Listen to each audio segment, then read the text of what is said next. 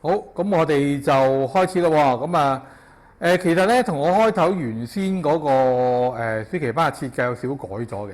其實呢一個 topic 我開頭仲諗住用2堂，咁開頭淨係諗住 identity 啦咁啊，後尾睇下你哋幾個都係用Math in Action 嗰本書啦，咁所以不如索性就講埋個 factorization 啦，因為你哋本書咧就會係 identity and factorization， 即係一課講晒2樣嘢，咁所以咧就不如就擺埋落去，咁變咗咧我哋下一個 section 嗰度得2堂啫，即係嗰度到個 algebraic fraction 同埋呢個嘅 formula 嗰度，我哋用2堂就應該都 OK 嘅嚇。咁所以咧啲時間啱啱就即係有一堂咧，我哋就褪咗上嚟呢度做啦。咁所以咧，我哋今日咧就會做個 factorization 嚇。咁其實之前咧，我哋就做緊factorization 嘅相反嘅嘢。我哋咧做緊 expansion 嚇，即係將2個 factor 乘埋，我哋將佢乘翻開，即係將佢展開咗嚇。現在咧，我哋就嘗試將佢變翻做2個 factor 或者幾個 factor 相乘。咁呢個過程咧，我哋叫做一個 factorization 嚇，即係將一個 polynomial 變成一啲嘅 factor 相乘嚇。好啦，譬如呢下低咧，舉個例子啦。譬如咧，下低見到咧就 x square 減 3x 減4，其實我哋可以將佢寫成咧係 x 減4乘上 x 加1嘅。咁呢個咁樣嘅做法咧，就等於將呢個 x square 減 3x 減4呢一個 polynomial 咧變成 factor 相乘。咁呢個過程咧，我哋就叫做 factorization 啦。中文要因式分解啊。好啦，咁而x 減4同埋 x 減1咧，應該 x 加1啦，就會係呢2個就會係 x square 減 3x 減4嘅一啲 factor。好，就係咁樣啦。好嗱，咁下低咧就再解釋多次關於嗰個 meaning of factorization 啦。咁就話咧，其實 the process of converting a polynomial into the product of its factor is called factorization。好簡單啦，即係我哋做嗰個過程啊，嗰個過程我哋叫做 factorization 啦。得出嚟結果就係一啲 factor 乘埋啦。好啦，我哋就將一個 polynomial 變成咧佢嘅 factor 相乘嘅。咁呢個咧我哋就叫咗個 factorization 啦。好啦，咁我哋咧有唔同嘅方法去做呢一個 factorization 嘅。咁喺度咧，我哋會教3個方法，即係呢一堂我哋會教3個方法啦。咁去到中3嘅第一課咧，再會講最後一種方法，幫你點樣做 factorization 嚇。好啦，咁咧就今堂咧其實都會係幾多嘢㗎。咁啊，首先咧第一個方法其實係最簡單，亦係最必要㗎。我哋有時一見到個 polynomial， 即係當然你做少少心算或者做咗少少觀察啦，睇到原來每個 factor 都有一個 common factor 嘅，咁你就嘗試咧係將佢寫上前邊啊。咁呢個咁嘅做法咧，我哋叫做 taking out common factor。其實咧又好似以前我哋做過呢個 distributive law 咁上下，我哋個分配率啊，我哋將佢咧係就係調翻轉個過程啦。我哋由譬如好似呢度咧，嗱咁嗱聽住啦噃。好啦，咁呢度咧就舉咗個例子啦。譬如 ax 加 ac， 咁喺 ab 嗰個 term 同 ac 嗰個 term， 你都會見到有個 common factor 就係 a 啦。即係呢個 a 咧就係每一個 term 裏邊都有嘅一個 factor。咁所以於是乎咧，我哋就可以將呢個 factor 寫咗出嚟，然後將佢變成咧裏邊咧就將佢變成括弧咧係 b 加 c， 即係 a 乘上 b 加 c 代替咗 ab 加 ac 呢個咁樣嘅寫法啦。咁呢個咧就變成咗2個 factor 相乘，一個 factor a， 另外一個 factor 就 b 加 c。其實我哋可以睇一睇隔離嗰度，其實咧就類似我哋喺數字上高，譬如15加12，咁15咧可以寫成3乘5啦，而12咧就可以寫成3乘4。其實我哋都可以將個3寫出嚟先，然後將5加埋，然後先乘翻3係嘛？咁呢個咧就同我哋 taking out common factor 同一樣嘅意思。咁所以有時可能有啲同學咧睇用代數睇唔明，但係其實你對翻個數字，其實以前我哋都做過啊，我哋都曾經做過呢啲咁樣嘅動作啊。咁啊，基本上咧同我哋以前數字上高係一樣，不過而家換咗係代數咁解啫。好嗱，咁我哋下低咧睇下一啲好簡單嘅例子啦。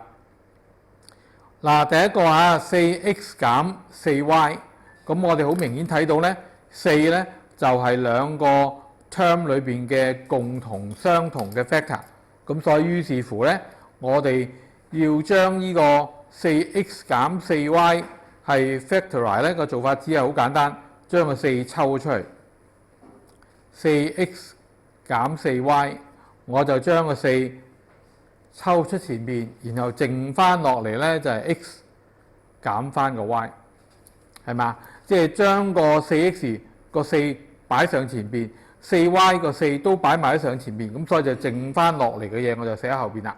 咁呢個咧就完成咗我哋嘅 factorization。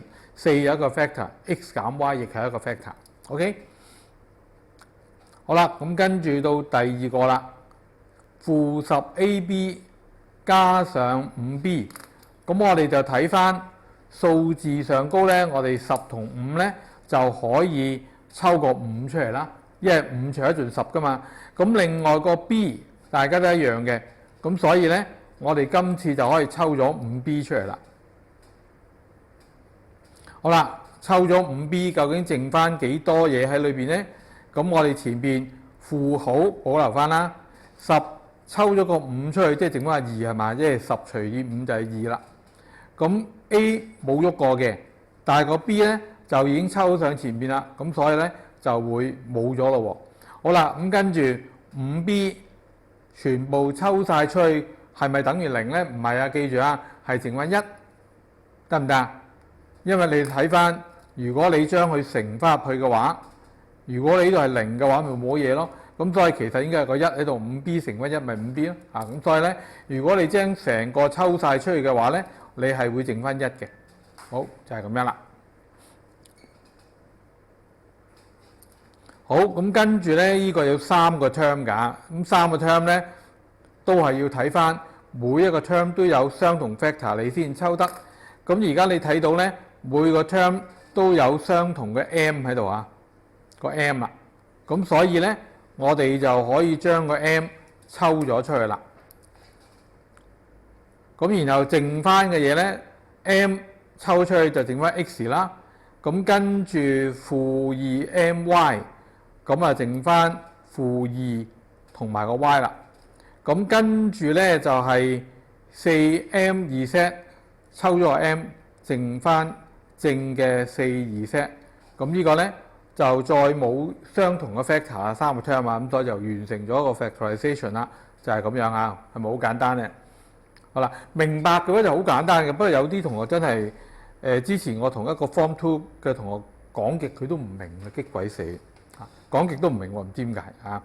好啦，咁咧呢度咧就係第一個例子啦。咁跟住咧，我哋就睇下第二個例子啦。咁第二個例子咧就會多少少嘢嚇，42個 a square b 加翻7ab 嘅 square。好啦，咁我哋睇下最緊要咧就係究竟我哋抽啲咩出去，同埋剩翻啲咩嘢啦。咁首先咧數字方面，一個係42，一個係7。咁我哋咧可以咩啊？42除咗盡7啦，咁所以你最多都係只可以抽個7出去啫。咁所以咧，我哋呢度咧數字上高就抽咗個7出去啦。好啦，咁跟住我哋就睇翻相同 factor 嗰啲啦。A 嘅 square 同 A， 咁我哋究竟抽咩出去咧？嗱，咁 A 嘅 square 其實相等於 A 乘 A 係咪？咁而 A 咧就得一個 A 啦。咁所以咧，你應該就只係可以抽咗一個 A 出嚟啫。咁抽咗個 A 出嚟之後咧，你應該剩翻咩啊 ？A square 抽咗個 A 出嚟咧，你應該剩翻一個 A， 係嘛？咁所以咧，我哋呢度咧抽咗個 A 出嚟啦。咁而 B 同 B square 同 A square A 一樣嘅情況啦。咁所以咧 B 嘅 square 就 B 乘 B 係嘛？咁所以我哋抽一個 B 出嚟。好啦，咁抽完咗之後咧，咁我哋再睇睇究竟剩翻啲乜嘢咯喎？42除以7，即係抽咗個7出去啦，就剩翻個6啦，係嘛？7、6、42，係嘛？咁你總之你抽完出去之後，你乘翻入去咧係應該冇同原本一樣嘅。咁啊 A 乘 A 抽咁一個出去就剩翻個 A 啦 ，B 抽出去就冇咗啦。啊，咁跟住啦，後邊嗰度7抽出去冇咗啦 ，A 抽出去又冇咗啦 ，B 嘅 square 抽咗其中一個 B， 咁所以咧就會剩翻一個 B。啊，咁呢個咧就完成咗我哋嘅 factorization 啦。好嗱，咁記住咧，呢啲係成個為之一個 factor 啊，即係有加有減嘅。好啦，咁跟住最呢一個咧又係有3個 terms 啦，咁然後咧就睇下究竟我哋可以抽到啲咩出去啦。嗱，6、18同埋81，咁呢個咧我哋睇到咧6雖然除得盡18啦，但係除唔盡81啦，咁所以我哋就唔能夠抽個6出去啦，只可以抽到3啫，係咪？3乘2係6啦，3乘6就18啦。咁3乘27就81，咁所以咧之後嗰啲就冇再唔會再有 factor 啦。好啦，咁跟住 R 4次 R square 同 R， 咁我哋喺呢啲相同 factor 而又有 index 嘅情況咧，我哋會抽最細嗰個出去啦。咁所以咧我哋就會抽咗個 R 出去啊，因為其實嘅意思即係話 R 4次咧，我哋會有4個 R 乘埋一齊，係咪啊？咁而 R square 咧，我哋有2個 R 乘埋一齊，咁而 R 咧就即係得一個，係咪啊？咁所以咧，你只可以有一個相同嘅 factor，就係 R 啦。咁所以你抽咗 R 出去之後，剩翻幾多咧？剩翻3個 R 咯喎，對 R 4次嚟講。咁所以咧，佢度就剩翻6抽咗3出去，剩翻2啦。R 4次抽咗1個 R，就剩翻 R 嘅 cube。嗱，咁呢個最緊要明白剩翻啲係乜嘢啊？因為我好多時抽出去就識，但係究竟裏邊剩翻啲咩咧？咁跟住我只係抽咗個3，咁所以-18嘅話就仲有-6喺裏邊啦。R 嘅 square 抽咗一個 R， 所以就會剩翻一個 R。好，咁最後啦，81，我哋抽咗個3出去就會剩翻27，咁而 R 抽咗啦，所以就冇咗啦。好啦，咁所以呢個就最後裏邊剩翻就係2個 R cube 減6R 減27，好就係咁樣啦。好，咁呢個就第2個例子啦，抄完啦嗬。好啦，咁啊到後邊啦。好啦，咁啊又嚟2個又再複雜啲嚇。咁呢度咧就係嗱，咁我哋點樣睇個 factor 咧？呢度 x 乘上 x 加1，咁所以變咗咧 x 係一個 factor。x 加1係一個 factor， 你千祈唔好將 x 加1嗰度咧就 x 同1當2個 factor， 唔係嘅 factor 咧係乘埋嘅，咁所以咧加減減嗰啲就唔可以獨立分成咗個 factor， 咁所以呢度咧就有2個 factor， 咁呢邊咧有2啦同埋 x 加1，咁所以如果我哋要揾一個 common factor 嘅話咧，咁我哋會發覺就會係 x 加1啦。係嘛 ？x 加1兩邊都相同，咁所以咧，我哋就會將 x 加1抽咗出去，就會剩翻咧前邊剩翻個 x， 後邊咧就剩翻個減2，咁所以咧就變咗 x 減2啦。咁呢個就已經完成咗噶啦。好啦，咁跟住咧，再一個複雜少少啦。咁呢個咧就 x 減 2y 乘上 x 減 y 乘減翻 x 加 y 乘上 y 減 x。好啦，咁啊我哋望一望，咦有冇 common factor 咧？咁 x 減 2y 呢邊冇喎。嗱記住啊，係乘㗎，乘嗰啲計唔好逐個 x 又計，咁啊搞唔掂啊，好多啦咁就。好啦 ，x 減2 x 減 2y 冇啦 ，x 減 y 咦嗰邊都冇喎，咁點算咧？咁即係話係咪冇 common factor 咧？嗱，咁喺度要留意翻咧，其實 x 減 y 同 y 減 x 有咩分別，或者有咩相同嘅地方？其實咧，我哋 x 減 y 同 y 減 x 有個相同嘅地方就係話，我如果抽個負一出去，我哋其實就會剩翻乜嘢啊？裏邊就變成係 x 減 y 嘅咯喎，係嘛？如果 y 減 x 抽咗個負號出去，其實就變咗，你乘翻去睇下啦。嗱，我乘翻去睇咧，就會係負 x 啦，然後負得正就變咗正 y， 只係調轉咗寫啫，係嘛？咁所以其實換句話講咧 ，x 減 y 同 y 減 x， 你可以睇成係一個相同嘅 factor， 只係話咧，如果你將佢抽出去嘅時候咧，呢個係剩翻一，而呢個就剩翻負一，得唔得？如果你將 x 減 y 抽出去，呢個咧就會剩翻係一啦，咁呢個就會係負一嘅。咁所以要留意呢樣嘢咯噃。咁嗱，你可以就咁抽出嚟啦，或者你做之前轉咗先又得。嗱，兩個做法都得。好啦，嗱咁如果我哋嘗試就咁將個 x 減 y 抽出嚟啦，好啦，我哋裏邊剩翻咩咧？就剩翻呢邊就剩翻個 x 減 2y。咁一般嚟講，我保留翻個括號先啦。咁然後後邊咧，我哋會剩翻啲咩啊？我哋會剩翻個 x 加 y 啦。咁然後 y 減 x 抽出去咧，頭先我哋講過啦，佢係應該剩翻負一嘅，得唔得？可以就變咗咁樣咯喎。即係話，如果我抽個 x 減 y 出去，就變咗咁樣啦，得唔得？咩啊？搞咩啊？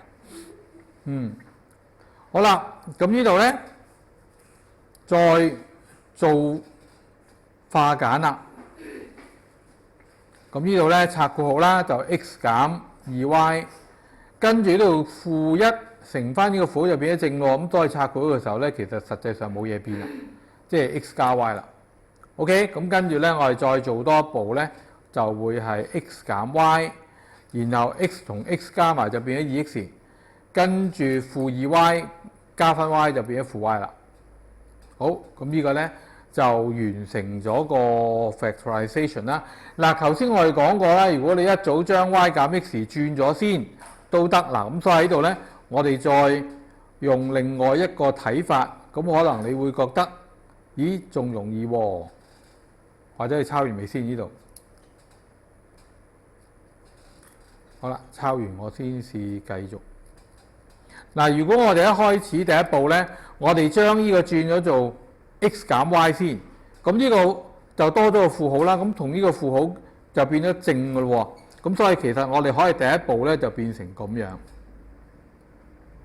咁呢個變咗正啦，然後 x 加 y 嘅 x 減 y 得唔得？即係話我哋做咗呢兩個調轉之後咧，咁呢個都變埋正啦，變咗好似呢個啦，得唔得？咁樣做嘅時候咧，跟住你咪好快脆睇到哦，呢兩個係 common factor 啦，咁所以你就抽咗個 x 減 y， 後邊就剩翻 x 減 2y 加翻 x 加 y， 咁就個結果係一樣嚇，都係做到同樣嘅答案。好，係啦，即係話你一開始可以咁做，咁你又好似簡單啲啊。嗱，咁我哋咧就睇咗一個方法啦 ，taking out common factor。其實最後嗰個例子咧，就同我哋跟住講嗰個方法有啲關係嘅。其實跟住講嗰個方法咧，就係喺第一步做咗抽 common factor 之後咧，得到出嚟嘅結果就變咗好似我哋頭先45嗰個例子裏邊嘅情況啦。嗱，咁我哋睇一睇啦。咁呢個方法咧，我哋就叫做 grouping terms 啊。好啦，咁啊 grouping term 其實個做法係點樣嘅咧？咁一般嚟講咧 grouping term 咧就唔會係個做法咧，其實都係抽緊 taking out common factor 啦。不過咧，佢就唔會話全條式都揾到個 common factor。咁我哋咧就會係將成條嘅 polynomial 嘅 expression 咧就分開兩部分，可能咧係兩項咁分開去啦。咁由每兩項咧，佢裏邊自己本身有個 common factor，咁你就將佢抽咗出嚟先啦。咁然抽完出嚟之後咧，你發覺有另外一個新嘅 common factor，咁所以咧你就可以再將嗰個 common factor 抽埋出去，咁就完成咗我哋嘅 factorization 啦。嗱，下低咧你睇一睇我哋呢個例子啦 ，ab 加 b 加上 2a 加2，咁你就咁望落去嗱，咁呢個男仔就話：咦 no common factor 喎，即係4項裏邊佢睇唔到個 common factor。咁但係個問題咧，我哋就可以咁樣做法啦。嗱，第一個步驟咧，我哋就將我哋嘅 term 咧係分成2組。咁啊，可能咧有時分成3組甚至4組啦。咁我係分成2組，咁你之後咧，你發覺每一組裏邊自己獨立有個 common factor。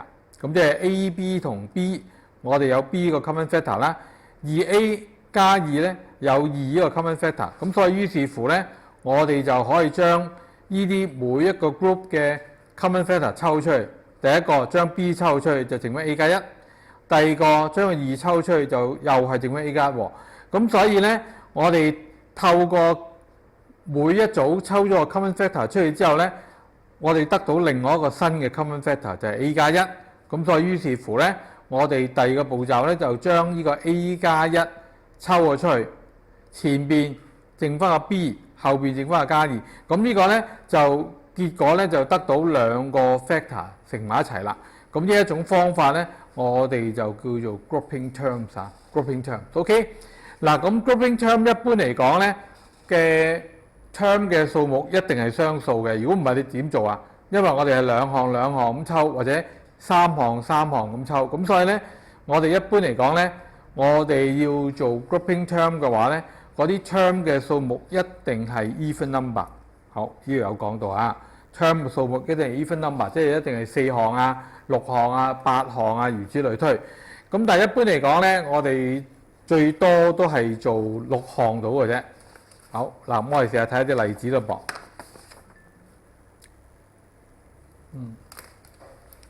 好啦，第一個例子，8R 減10S 加翻12個 R square 減15個 RS。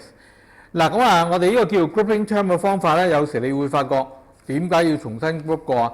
因為你就咁睇落去，黐埋嗰2項揾唔到 common factor， 咁嘅時候你咪要重新排列過咯。嗱，咁但係我哋而家呢一個例子咧，就似乎已經 OK 啦，即係話咧，佢2項拼埋之後咧，你發覺佢本身係有 common factor 嘅。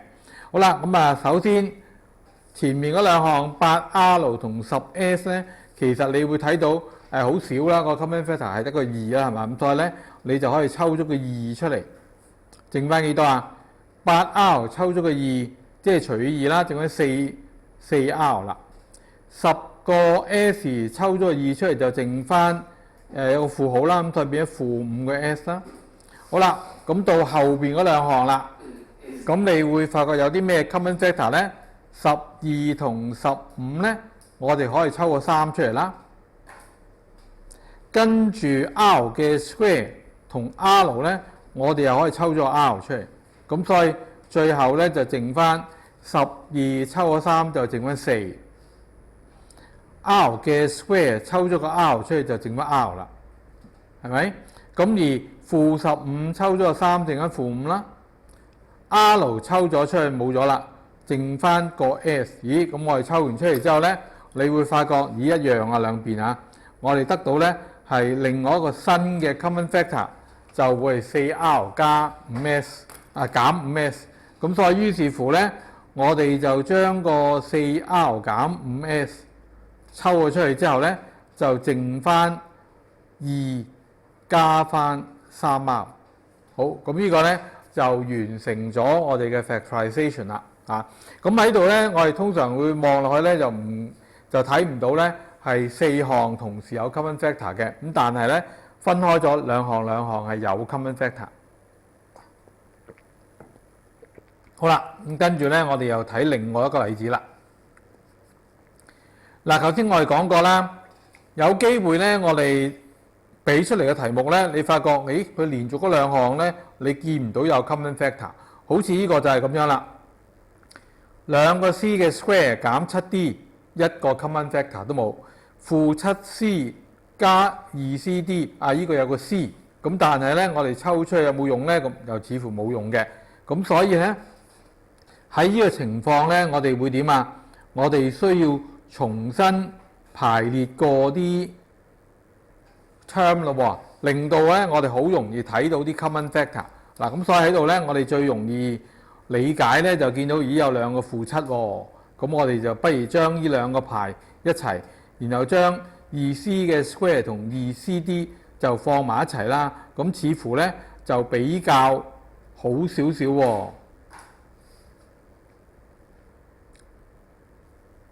係咪啊？好，咁我哋咧就將佢咁樣重新排列過啦。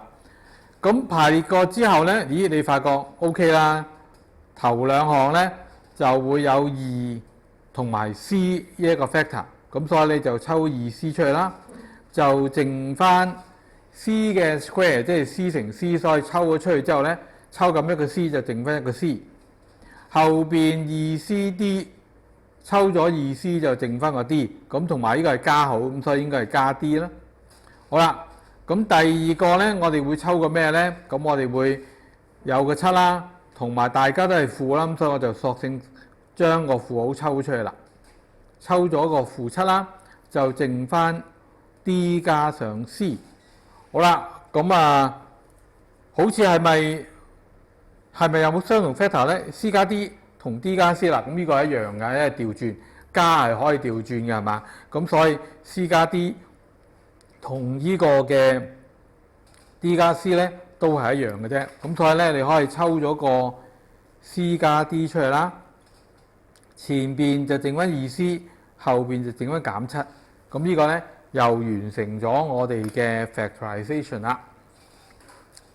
嗱，咁仲有一樣嘢啦，都提翻啦，即係如果係減 a 減 b 咧，其實就相等於負嘅 a 加 b 啦。咁所以如果減 a 減 b 咧，就同 a 加 b 咧，你可以睇成一個相同 factor 啦，抽出去就剩緊負1咁樣啦。OK， 好，咁跟住咧，我哋睇埋 grouping term 嘅第3個例子啊。好啦，咁呢個咧就 A part 就會係先做個 factorization 啦，跟住 B 咧佢就要你用翻 A 嘅結果啦。咁所以要留意啦，通常佢寫翻 using the result of A 或者 hence 嘅話咧，即係你有時見到呢個字啦，咁你都一定要用翻 A 嘅結果嚟做。如果你自己再重新做過咧，做啱都冇分，得唔得啊？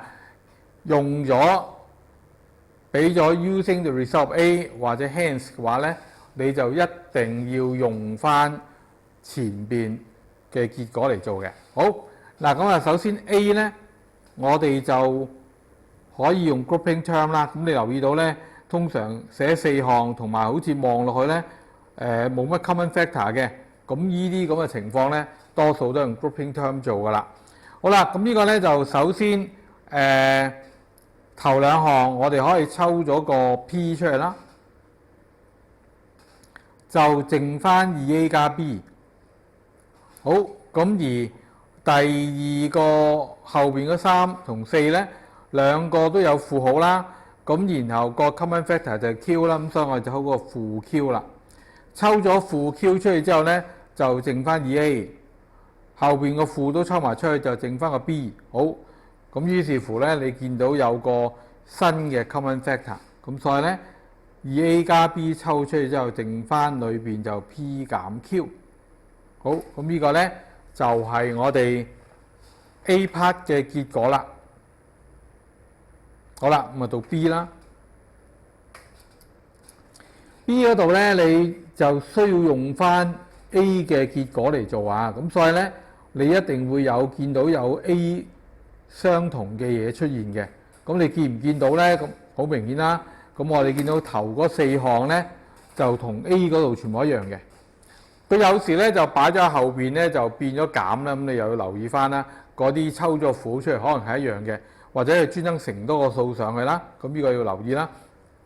咁呢個咧就完全一樣啦。咁啊比較簡單。咁你就可以直接將佢咧係等於上高啦。記住啊！唔使再花時間做一啲動作，你直接咧將呢度 A 嗰個結果就咁搬落去就得啦，咁先為之係用 A 嘅結果。如果唔係咧，你重新喺度再做多次嘅話咧，反而仲冇分啊，做啱都冇用嘅。好，咁我哋咧就直接將 A 嘅結果代落去啦。咁呢個咧就係 using the result of A 啦。好啦，咁然後再睇下後邊減3個 P 同加3個 Q。咁我哋可以抽咗負3出嚟啦。抽咗個負3出嚟之後咧，前邊就剩翻 P 啦，後邊咧就剩翻，因為佢原本係加3嚟嘅，我抽咗個負出嚟咧，佢就剩翻負啦，係嘛？因為負得正啊嘛，咁所以變咗係負咯喎。咁哇，咁啊抽咗個負3出嚟就，所以剩翻負 Q 啦。好，跟住咧我哋見到個新嘅 factor 啦，就係 P 減 Q。好，咁啊，所以再將個 P 減 Q 抽咗出去，剩翻落嚟前邊就 2A 加 B， 後邊剩翻減3。好，咁呢個就完成晒咯，冇得再進一步化簡啦。咁呢個就已經做完我哋嘅 factorization 啦。好嗱，咁我哋完成咗兩個factorization 嘅方法啦。嗱，咁我哋咧就未做練習住啊，咁我哋再講另外一啲利用 identity 嚟做一啲嘅 factorization 啦。嗱，咁我哋上次咧之前面我哋第2個 section 咧，第2堂我哋學咗啲 identity 啦。咁而家就倒翻轉啊！呢個咧就係 difference of two square。我哋如果你見到咧個 polynomial 俾出嚟係兩個 square 相減嘅話咧，咁我哋就可以將佢變成做 A 加 B 乘 A 減 B， 或者 A 減 B 乘 A 加 B 冇所謂啊，邊個寫先都得。咁呢個做法就等於咧係將佢變成兩個 factor 相乘啊嘛，咁咪變咗 factorize 咗咯。咁又或者如果係3個 term 嘅頭尾係一個 square 啦，咁而中間咧就係2乘翻前邊後邊嗰兩個 square 嘅個2次下低嗰個數值啊嘅，即係話呢個係 A square B square， 咁中間係 2AB 嘅話咧，如果係負嘅就會變成 A 減 B 嘅 square 啦，如果係正嘅就變成 A 加 B 嘅 square。咁呢個咧亦都係等於咧係做咗個 factorize 啦。好，嗱，咁我哋睇下例子咯喎。咁首先咧就嘗試用個 difference of two square 嚟將一個嘅 polynomial 嚟 factorize 啦。好，咁第一個咧就會係25個 x 嘅 square 減144。咁你首先睇到咧25其實係5嘅 square 啦，144你就睇到會係12嘅 square 啦。咁所以其實咧我哋可以將呢個變成5嘅 square 乘 x 嘅 square 啦，後邊就簡單啦，12嘅 square。咁5嘅 square 乘 x 嘅 square 咧，我哋就可以將佢咧變成成個 5x 嘅 square 啦，就用咗我哋之前喺中一係見過呢個 a 嘅 n 次乘 b 嘅 n 次，就會變成 ab 嘅 n 次啊。不過只係個 n 而家2次咁解啫，係2啫，係咪？好，咁所以咧呢個就變成記住落括號咯喎，5x 成個嘅 square 減翻12嘅 square。咁呢個咪變咗我哋頭先 a square 減 b square 嘅情況啦。咁所以就可以變成咧係 5x 加翻12乘上 5x 減12啦。咁呢個咧就完成咗個 factorization 啦。咁所以一般嚟講咧，如果你係處理呢啲嘅呢種類型嘅 factorization， 你唯一第一樣會見到就係一定係兩個平方數相減，即係得兩個 term 嘅。見到兩個 term 嘅話咧，又係一個係減嘅話咧，咁我哋有機會咧就會用呢一個嘅difference of two square 嚟做啦。嗱，咁但係不過有時咧，如果你見到有 common factor 嘅話咧，你都係會先將個 common factor 抽出去先，然後先再做啦。咁譬如好似呢個咁樣，36減 9a square b square， 咁你見到咧其實36係可以除得盡9嘅，咁所以你就會先將個9抽出去啦，就剩翻咧係36減翻 a 嘅 square b 嘅 square， 係咪？咁又36啊，唔係喎，剩咗4喎呢個，剩咗4嚇。好啦，咁而4咧，我哋知道係咩啊？4係2嘅 square 嘅，咁所以咧，我哋而家就9裏邊就變咗2嘅 square。咁而 A 嘅 square、B 嘅 square 咧，我哋就可以將佢變成 A 乘 B 成個嘅 square 啦，得唔得？咁而家咧裏邊都係變翻做一個 square 減另外一個 square 啦，咁所以我哋就可以用 difference of two square 嘅方法變成2加翻 AB， 再乘翻2減 AB， 咁呢個咧就完成咗我哋成個嘅 factorization 啦。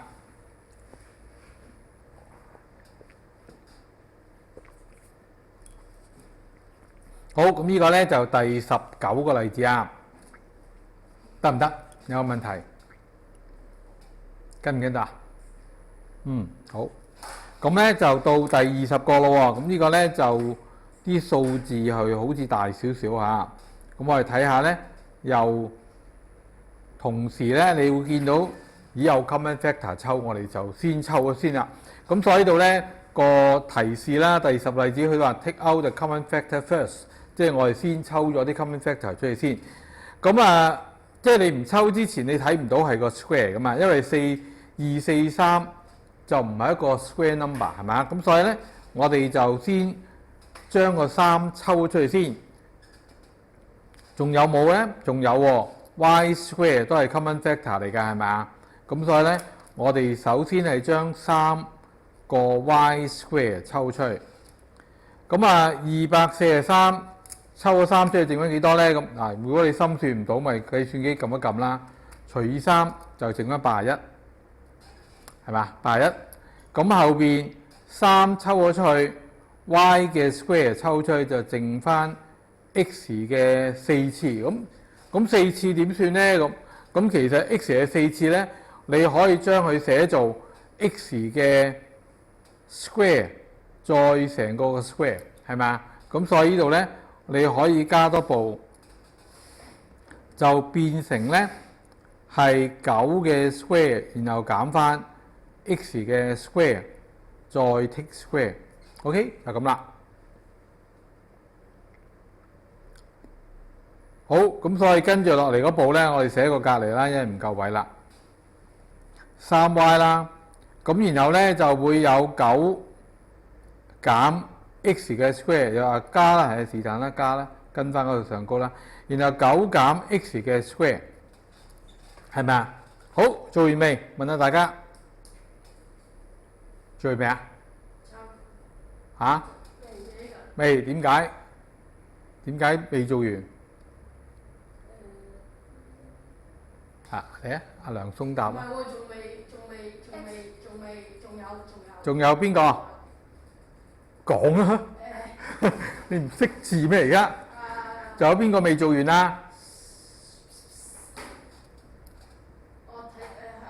係咪啊？9減 x square， 9係3嘅 square 啊嘛。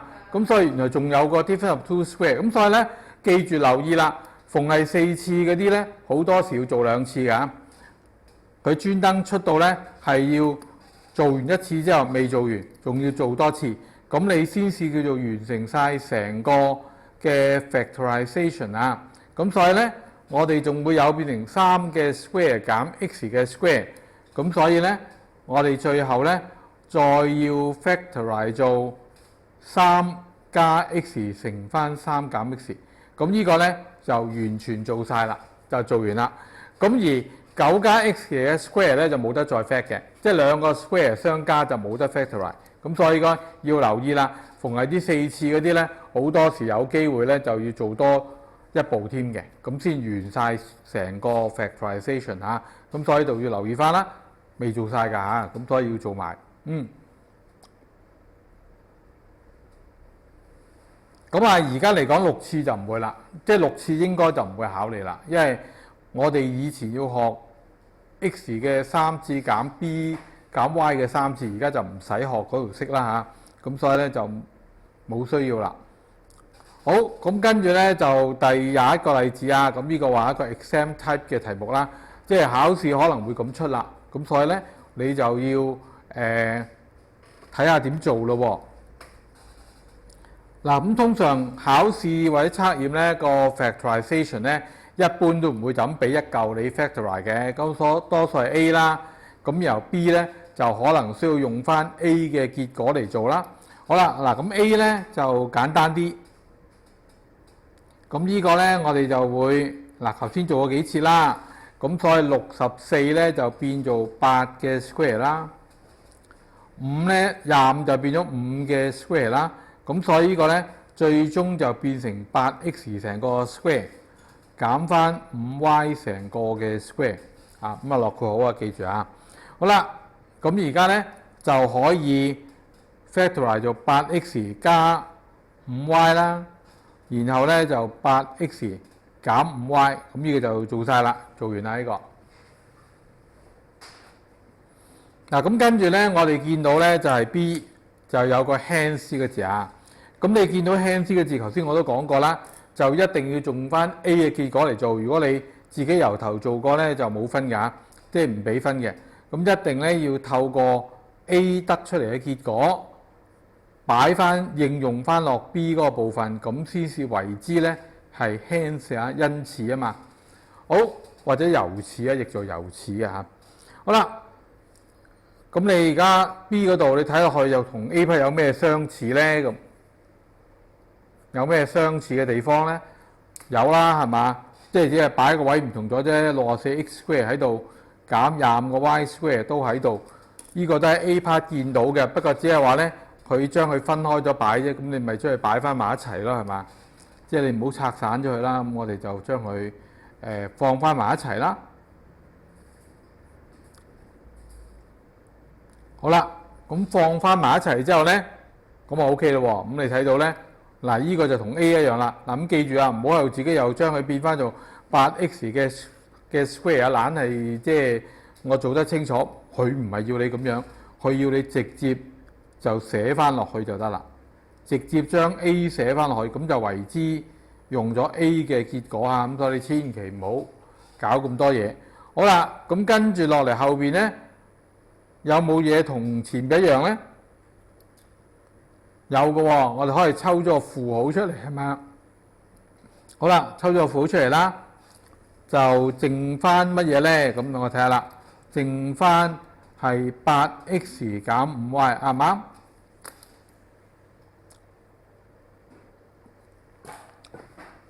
啱唔啱喺度？咦，咁咪有 common factor 咯，8x 減 5y 係咪啊？係咪再抽出嚟啊？有冇做錯喺度？有冇做錯嘢啊？通常問你哋就好驚嘅，咁究竟咩事咧？係咪跣我咧？係嘛？有冇做錯喺度？好多同學咁做錯㗎，俾你知。因為呢個最陰濕㗎啦。佢前面有加有減，你呢個抽出嚟之後，呢個唔記得改咗咧？咦，有 common factor 喎，咁你咪照抽咯。但係其實呢個負出嚟抽咗，呢個變正㗎嘛，係嘛？即係正同負佢都有 common factor，咁所以好多時咧，有啲同學一下大意就做錯啦。咁所以其實咧應該抽出嚟應該係8x 加 5y， C 是係個 common factor。咁所以如果你一下唔留神睇錯咗咧，咁就做錯咗㗎咯喎，咁就俾佢呃咗啦。OK， 咁就應該咁先係啱嚇。好，咁即係應該8x 減 5y 減1。嗱，咁呢個你要留意啦，好多時真係會錯㗎呢個嚇。好嗱，咁啊仲有最後一樣嘢，咁啊都應該啱啱好講完，咁就變咗堂上冇辦法做練習啦。咁你翻屋企做埋佢啦。咁啊用第二個嘅 identity 嚟做喎。咁呢個咧就係個 perfect square。perfect square。咁其實會學埋呢個 perfect square 之後咧，咁你差唔多公開試嘅題目全部都係差唔多做呢啲㗎啦。咁你所以後邊咧，我都會俾翻一啲公開試嘅題目俾你做一啲練習啊，有啲㗎，有啲公開試嘅題目嘅，係啦，咁你可以試下嘅，翻屋企。即係你做得到呢一啲咧，就已經 DSE 你已經攞到少少分㗎啦。好啦，嗱咁啊，第一個咧，今次用 perfect square，咁 perfect square 要留意嘅咩咧？3項啊，定係3項？同埋頭尾會係個 square number 啊，一定係個平方數啦。好，咁然後中間你再留意會唔會等於 2ab 嗰樣嘢啦喎。好，咁我哋睇睇啦。x 嘅 square 加 6x 加9，咁啊頭尾就會係一個 square number 啦 ，x 嘅 square 3嘅 square， 咁你就睇下中間會唔會係 2ab 啦？2乘 x 再乘3咪 6x 咯，係咪？啱咯喎。嗱，咁你可以如果你寫清楚啲俾人睇就咁樣啦。咁但係當你將來做熟咗就唔使㗎啦，直接咧就寫翻 x 啦，跟住個3啦，加號啦，跟住個 square， 得唔得？前一頁呢度係啦，邊度？呢度 OK 係嘛？好啦，嗱咁呢度咧，嗱將來做熟咗之後咧，其實應該就一步就跳呢個答案㗎啦，就唔應該再有中間嗰個步驟㗎。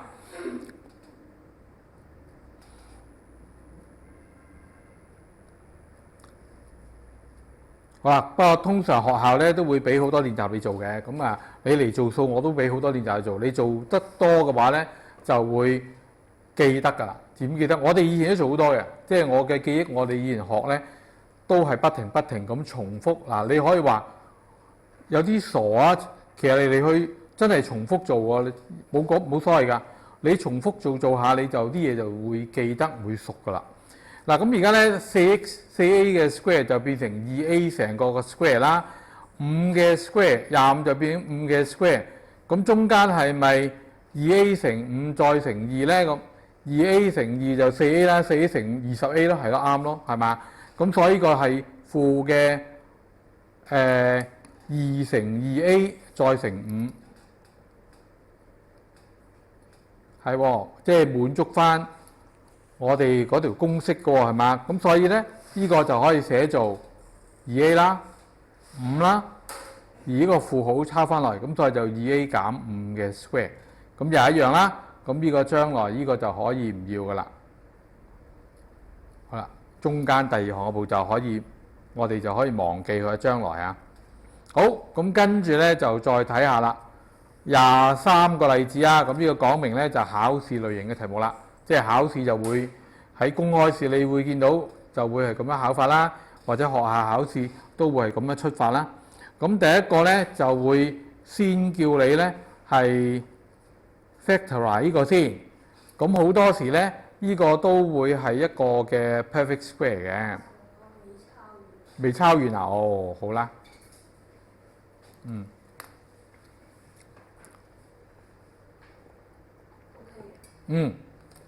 真係爭少少啊，子彈。好，咁我哋繼續落喺度。好，嗱，呢個又一樣啦 ，x 嘅 square 啦，36就6嘅 square 啦，中間就負2乘 x 乘6，啱咯喎。咁所以呢個咧就變成 x 減6嘅 all square 啦，咁啊完成咗 A 啦。好啦 ，B 咧就要你 hence 嘅意思即係又用翻 A 嘅結果啦，但係有時佢都未必寫 hence 嘅，譬如公開試有時佢都唔寫，咁但係即係其實佢唔寫咧就放你一馬啦，即係你再做多次都得嘅。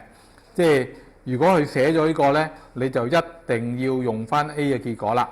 咁所以其實有時佢唔寫嘅原因就即係鬆一鬆手啦，即係等你唔好又搞錯咗，又要即係再做多次又唔俾分，又好似好慘嘅嚇。好啦，咁呢個有咩同 A 有咩相同嘅地方咧？前邊咧就 x square 減12x 加36，咁後邊又好似冇咗一樣嘢喎，只係有好似爭咗個負號，負嘅 x square 有啦，正嘅12x 但係上高負12x，上高正36，呢度就負36，咁點搞咧？咁其實最主要咧，佢就係做咗一樣嘢，就係將佢變晒負啫，係嘛？咁所以咧，你只係需要將個負號抽翻出嚟，就同上高 A part 咧係一樣啦，係嘛？就要你睇，佢就要你睇到呢樣嘢啦。好啦，咁啊跟住落嚟 4x 減24亦可以抽個4出去啦。咁所以下一步咧，我哋可以全部寫好佢啦。咁呢個用翻 A 嘅結果就 x 減6嘅 square。好，跟住你就發覺我哋有 x 減6啦，係個 common factor， 係咪？好，咁所以咧，我哋就抽咗 x 減6出去。第一個 term 就剩翻個4，第二個 term 係剩翻咩咧？剩翻減 x 減6，係咪啊？啱唔啱啊？好，通常問親都㗎，話有嘢錯嘅咧，係嘛？問親嘅有啲嘢錯咁啊，即係唔係就唔問你啦？問你做咩咧？有冇嘢錯喺度？加係好嘢，叻仔啦！加冇錯，呢個係加號嚟嘅，係咪？好啦，咁所以咧，最後就得到 x 減6乘翻10減 x， 咁呢個先係最後答案啊！好啦，咁所以留意啦，一係咧你就乖乖地咁啊寫翻4減翻 x 減6，然後再做多步化簡嚇。一係你就咁寫，一係你如果你想唔快一步嘅，咁你咪記得呢個轉做加6嚇，咁先係最後答案。好，咁啊啱嘅。好，咁跟住咧，我哋睇埋第24個例子，呢個會唔會係最後一個咧？我睇下先嚇。係啦，呢個係最後一個啦，咁差唔多啦，時間就已經夠，不過唔緊要，我哋講埋佢啊。講埋一個例子，咁剩翻啲練習就自己翻屋企試下做，咁今次就全部自己試做啦。好，咁第一個 x square 加 18x 加81，咁呢個抽到啦。咁就 x 嘅 square 加 18x 加81，咁啊睇到 x square 啦，跟住9嘅 square 中間就2乘 x 乘9 ，OK 啦。咁所以咧就變成 x 加9嘅 all square。好，咁啊到 B 啦 ，B 啊搞咩咧？咁佢突然間俾咗個 y 加3嘅 square 加18嘅 y 加3加81。咁喺度咧，你會點做啊？嗱，可以咁做嘅，佢用咗 A 嘅結果嘛，咁所以咧你就會將我哋將個 x 咧係代做 y 加3，將呢個嘅